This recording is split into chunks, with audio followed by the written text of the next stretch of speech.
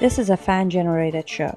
If you would like to support us, please go to jamieglazov.com, and also don't forget to subscribe to our YouTube channel. All your support is greatly appreciated. Good evening. Welcome to the Glazov Gang. Tonight, Wild Bill arrested in Canada for violating Islamic blasphemy laws. And our guest today is Wild Bill. He's Bill Finlay from Wild Bill for America. And our other guest is Christine Williams, who is a contributor and columnist for jihadwatch.org, and she's the author of the new book, The Challenge of Modernizing Islam. Bill and Christine, welcome to the Glazov Gang. Thank you, Jamie. It's good to be here. Thank you, Jamie. It's a pleasure to be here. Great to have you on the program. Now, we're going to begin with Bill, who's going to tell us what happened to him in Canada, and then Christine, who's an expert on what's happening in terms of Islamophobia, quote-unquote, and Islamic blasphemy laws now being instituted in Canada. We just want to introduce our audience to both of our guests. Bill, why don't you say a little bit more about yourself for our audience? Well, I'm a retired law enforcement officer, and I now do YouTube videos as Wild Bill for America. My mission is calling my country back to the God and country values upon which it was founded. As a law enforcement officer, I push back against Islamic oppression and violence and so on, and that's why I was invited to Canada. Fantastic. Christine, and if some of our audience is not familiar with your background? I am a daily writer for Jihad Watch. I'm also a former appointee to the Office of Religious Freedoms, and I'm author of the soon-to-be-released book in mid-July, The Challenge of Modernizing Islam. Okay, what an honor to have you both on the program. Now, Bill, you were on your way to Canada recently to give a speech on behalf, I think it would be fair to say, Muslim women, because Muslim women and girls are also the victims of Sharia and Islamic law. And, you know, you're a humanitarian standing up for human rights of Muslims as well. What happened? Well, I made it to the airport at Calgary, but I was intercepted and directed to the security office where, of course, they went through my luggage and my iPad was there with my speech right up front. And I said, yes, that's the speech I'm going to be giving day after tomorrow. And the text of the speech was about the abuse of women and children under Sharia law. And there are some serious problems there. And believe it or not, the second half of the speech was about the importance of freedom of religion. One line there was that I am here to speak to the Canadian people who believe that all citizens should have the right to speak freely without fear of being dragged away by the authorities. Didn't get to give the speech because I got dragged away by the authorities. And how did they treat you? What were they saying to you? What did they say you technically did wrong? Well, they were very polite. They were deadly do-right polite, and I appreciate that. But they went through my speech word for word. They went through some books that I had page by page, which were classic Christian works. And after a long time sitting there for hours, they came out and said that they were going to take me into custody for smuggling. I said, what? And they said, yes, smuggling hate speech on your iPad. And man, I wish I could have seen the look on my face when they said that. But apparently, they were offended by the notes that I had written to myself. These were personal notes to myself about the speech on my own personal iPad, notes that nobody else was going to see. So I don't know, Jamie, were they accusing me of committing a hate speech crime against myself? So let me get this straight. So you haven't even given this speech yet. These are your own thoughts that you're writing down on paper to yourself. Yes. This is Kafkaesque 1984 scary stuff. Christine, what's happening in Canada? Well, first of all, I want to say that what happened with Bill is awfully scary, and it's very easy to turn a blind eye and act as if, okay, that's Bill's problem. He's speaking against Islam. He's speaking against Muslims. But what Bill went through is a threat to every freedom-loving Canadian. Right now, the climate in Canada is one of tension, and it has to do with Motion M103, an anti-Islamophobia motion that passed in Parliament at the end of March. Discussions are now underway in the Heritage Department because what the Heritage Department is looking into is, after these public discussions, is to look into where do we go next. And some people are scared that this could end up possibly being legislation. There's also a move, a drive in Canada that's being pushed by the NCCM, and it was formerly CARECAN, where there are anti-Islamophobia motions throughout Canada. There are 6 cities in anti-Islamophobia charters. And I want to get in more on what this Islamophobia is actually about. Now, the word Islamophobia, some people take it to mean anti-Muslim bigotry, but I want something to be very clear that anti-Muslim bigotry was suggested during discussions before this motion passed in Parliament as a possibility, because it puts Muslims on par with every Canadian. Because the whole intent, according to what they were saying about this motion, they were telling us this was about bigotry against Muslims. So the big question remains, well, then why not use anti-Muslim bigotry? But right. Islamophobia has a specific meaning. It is a term that is heavily pushed by the Organization of Islamic Cooperation, and it's been pushed for the last few decades. The interesting part is when one looks at OIC documents and studies them, yes, it includes anti-Muslim bigotry, but in addition to anti-Muslim bigotry, it all criticism of Islam. And if you ask the question, well, why are they including criticism of Islam? It's because according to Sharia law, which is considered divine law, Islam is not supposed to be criticized. And documents and the declarations of the OIC, they point out that when Islam is criticized, it hits at the heart of Muslims, and it's discriminatory, and it's something that is not to be tolerated. This is a extreme form of attack against democracy, where it is our right, according to the Constitution, to spread hate. It's not our right to spread incitements toward violence, but it is our right to offend. And I have listened to Bill's speeches, and I have personally heard anything within his speeches that will incite hatred against Muslims. There is a need to be concerned, given what's going on globally when it comes to attacks and efforts toward conquest in the name of Islam. Thank you. Thank you so much, Christine. Let's get back to you, Bill. What do you make of what Christine is saying, and what, did they even tell you what statute exactly had you violated in terms of trying to stand up for the human rights of people under Sharia? I had to see the statute that I was accused of violating, and Officer Jackman said that he would get it for me, but 7.5 hours in custody, I never did see it. Now, Christine, would you consider these hate speech laws to be a part of Islam? Bill, I think your question has a lot of validity. It's very important that the public does their research. When one goes back and looks at the list of unindicted co-conspirators that were declared such by the Holy Land Foundation trial, there is a sizable list, and major Islamic groups are part of that list. And they were tied specifically to terrorist financing and support of Hamas. This is very serious.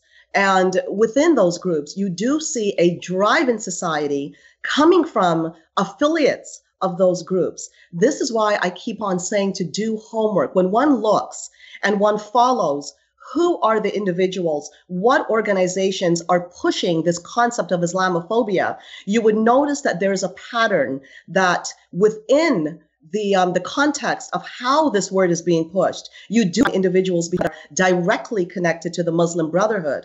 And if you have any idea on what the Muslim Brotherhood is, a document that's easily found on the internet. And to put it blunt, the mission is conquest. It is to sabotage the miserable house of the West through a fifth column.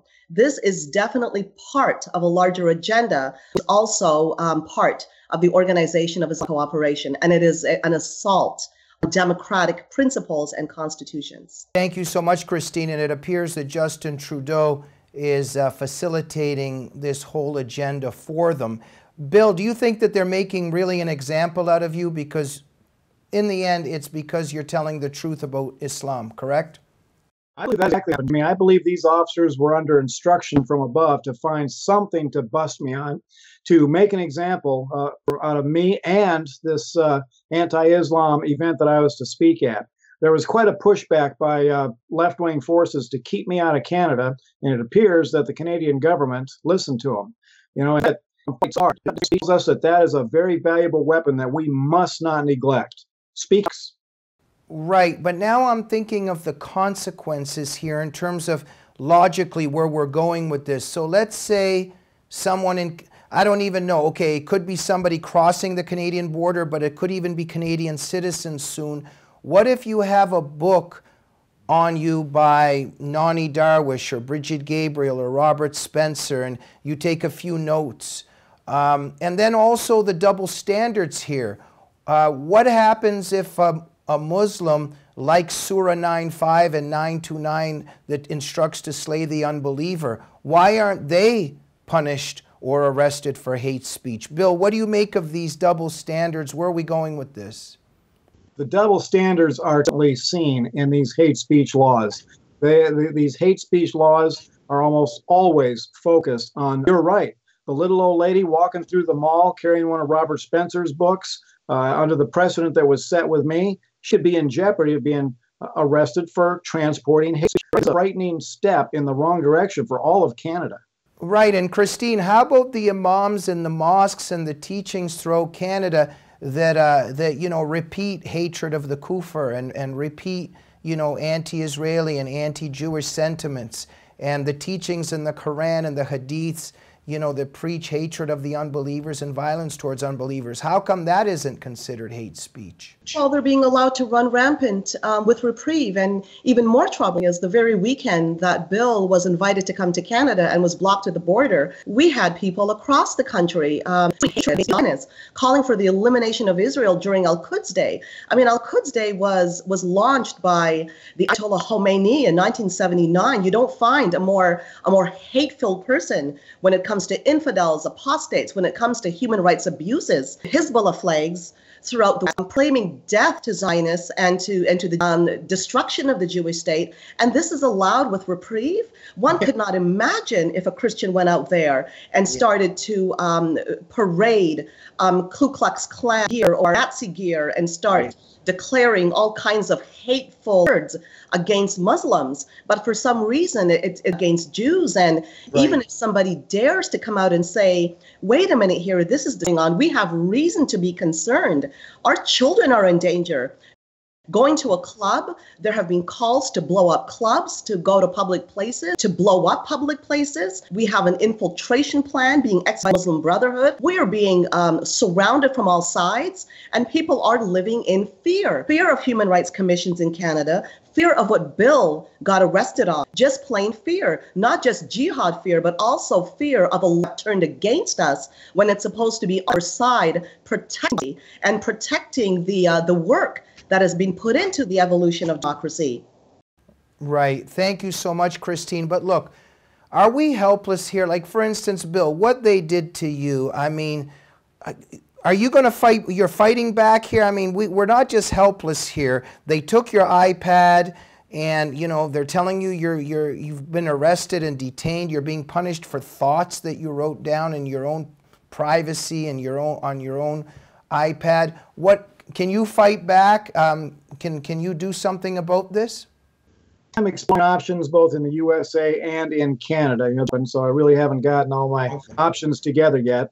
But as for your question, Jamie, we are not helpless. We are all North Americans. We are supposed to be the freest countries in the world. And speaking out works. That is why Islam was on a rampage to shut down free speech all over the world. And I now have 1 million new Canadian friends that I wouldn't have had if this hadn't happened. I've been inundated with apologies from the Canadian people. And now with this, it's time for the Canadian people to stand up and say, enough is enough. This is a drum we need to beat, because this clearly illustrates just how foolish and dangerous these hate speech laws can be. I mean, when you look at the hate speech laws as they are written around the world, they really give the government to seize children from families where they suspect is being propagated. This is a threat to every family in Canada and the USA. Absolutely. Christine, is there something that can be done here? I mean, if they just grab Bill, take his iPad, treat him the way that they did, and saying that somebody is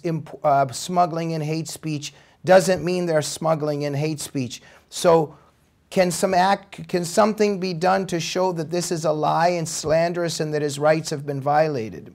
Jamie, first of all, what you're doing, even hosting Bill and others who are hosting Bill, people are discussing this. It's very important. This has to come from the ground up. Politicians will not listen except if you raise up enough support and enough voices to fight for our democracy, because we're losing it. One looks at Canadian laws. I know that there are those that say, yes, a violation happened here, that it certainly did. But also, one looks at the Privacy Commissioner, the Office of the Privacy Commissioner. Laws are vague when it comes to the powers of border service agents. The U.S. has more sweeping powers, but Canada also has powers. But when you look at the site, it uses words like should.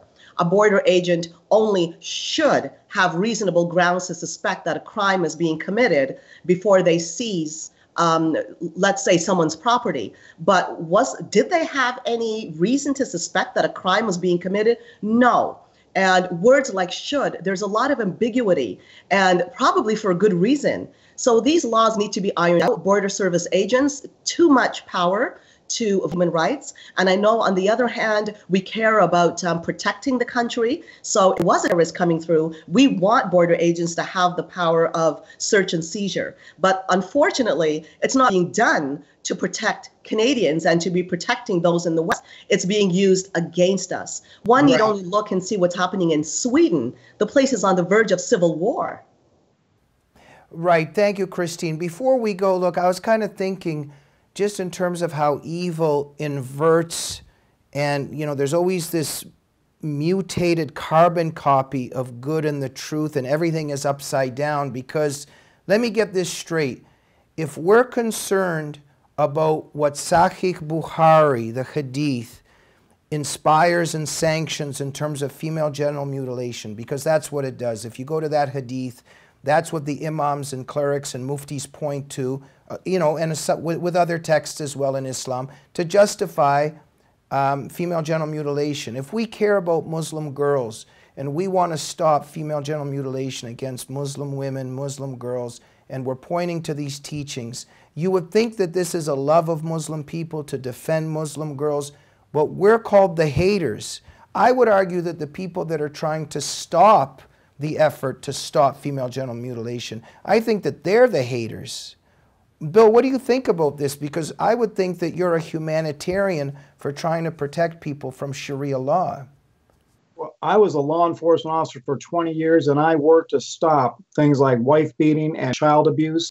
And to take a razor blade to a little girl is child abuse, and anybody's doing it. It's something that all North Americans say, this is wrong, and we will defeat it. I'm just outraged. I still get choked up when I think about little Safi, that girl in England who went to the Ariana Grande concert and never nails embedded in her face from a terrorist bomb. Who literally targeted. That's the message we always get. Submit to Islam, or we will do this again and again and again until you do. Listen up, Canada. If you don't speaking up and standing up, your government is just going to continue to run away with your freedoms. I will stand with the Canadian people every way that I can.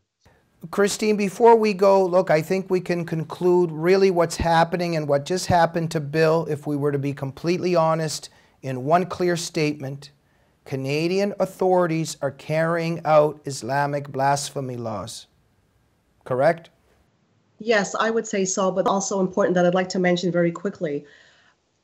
According to human rights, there are Muslims who practice their religion in peace. I'm a big fan of Bernard Lewis, who did say that you've got countless millions of men and women who practice it in peace, and hatred against the West when it comes to Muslims. But you do have Muslims that do espouse peace, and the ones that I've interviewed in the book, The Challenge of Modernizing Islam, those are voices that do espouse peace. The Quranist sect has been persecuted in Egypt for espousing peace. Anybody who tries to modernize the religion and state, and then as much as everybody else. So it's not we Islamists try to protect. This is a human rights issue where everybody is involved. And the Islamists are the human rights abusers that are trying to confuse the West, intimidate the West, and frighten the West into submission to their own Sharia laws. Thank you very much. Well, we got to go 1 minute, 30 seconds each. let's focus back up on Bill. Bill, in 30 seconds, tell us what your plans are and what you're hoping for. I am pursuing elections. I will know in a few days what those are. But as far as a solution to this problem, I think it's time for the citizens of Canada to start shouting for real freedom of speech laws. I'd like to see some political figures rise up and campaign on that platform. True freedom of speech for all Canadians. It's a powerful weapon to push back against some of the bad things that are happening. Thank you so much. And Christine, we go to you to final words of wisdom. Jamie, this is a battle that it didn't just start today. It's been a battle where Islam is by way of the Islamism is frequently called, but it's normative missionary, and the goal has been conquest. It's never stopped being conquest. We need to facilitate a modernization that goes along with every other faith and religion of our country that espouses democracy. We cannot allow this expansionary political Islam to continue under our borders and intimidate citizens and violate our very human rights. Okay, what an honor to have both of you on. Ben Finlay, we wish you the best. Keep us updated on what's happening with you. Christine Williams, thanks so much for coming on. Thank you, Jamie. Thank you, Jamie. And thank you for joining the Glazov Gang this evening. Please remember, we are a fan-generated program. If you like what we do, please support us at jamieglazov.com. And the least you can do is be subscribed to the YouTube channel of the Glazov Gang. Good night. This episode was sponsored by the coolest and loveliest woman walking the planet Earth as we speak, Valerie Price, the Canadian godmother of the Glazov Gang. She is also the head of Act for Canada, the Canadian chapter of Bridget Gabriel's group Act for America. Our dear Valerie, we want you to know how much we love you and cherish you, not only for the beautiful person you are, but also for all that you do from your heart and soul for freedom and freedom fighters all around the world. Thank you for being our sparkling Canadian queen. We appreciate you forever and ever.